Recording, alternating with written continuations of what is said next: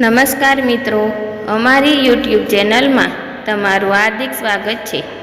જો અમારી ચેનલમાં નવા હો તો લાઈક, શેર, સબસ્ક્રાઈબ જરૂર કરી દેજો। તો આજે આપણે એક સરસ મજાની કહાની વિશે જાણીશું। તો ચાલો આપણે શરૂ કરીએ આજની આ કહાની। પૂરી સાંભળવા નમ્ર વિનંતી। ધાર્મિક ગ્રંથો અનુસાર જે પણ વ્યક્તિ ભગવાનની રથયાત્રા ઉત્સવ દરમિયાન હાજરી આપે છે અને ભગવાનના દર્શન કરે છે તેના બધા જ પાપ દૂર થઈ જાય છે। સાથે જ એવો ઉલ્લેખ પણ મળે છે કે રથયાત્રાનો જે ભાગ બને છે તે વ્યક્તિને ભગવાન વિષ્ણુ સુખ સમૃદ્ધિ પ્રદાન કરે છે। દેશભરમાં દર વર્ષે રથયાત્રાનો ઉત્સવ ધામધૂમથી ઉજવવામાં આવે છે।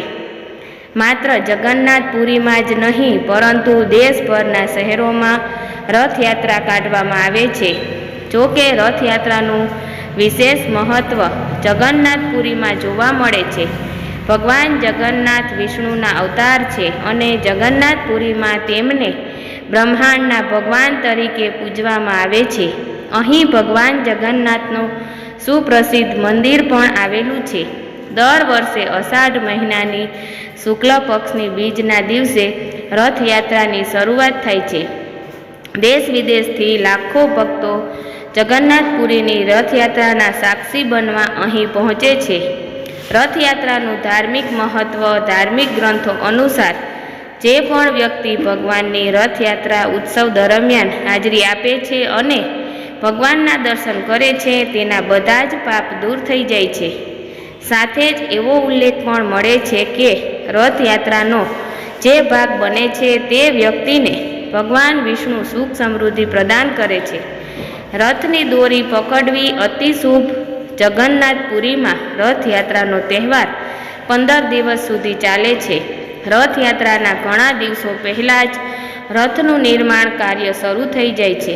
રથની ખેંચવા માટેની દોરી પણ વિશેષ રીતે બનાવવામાં આવી હોય છે।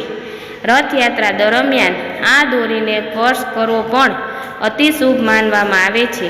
માન્યતા છે કે ભગવાન જગન્નાથ રથયાત્રા દરમિયાન સ્વયં રથ પર બિરાજે છે। આ સિવાય આ એકમાત્ર સમય હોય છે જ્યારે મંદિર પરિસરની બહાર ત્રણેય મૂર્તિઓ ભ્રમણ કરે છે। તેવામાં રથની દોરીને ખેંચવાથી ભગવાનના આશીર્વાદ પ્રાપ્ત થાય છે।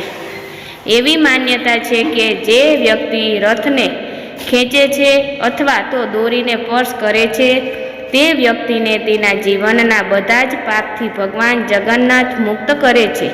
સાથે જ તેને જીવનચક્રથી મુક્તિ મળે છે અને મોક્ષ પ્રાપ્ત થાય છે।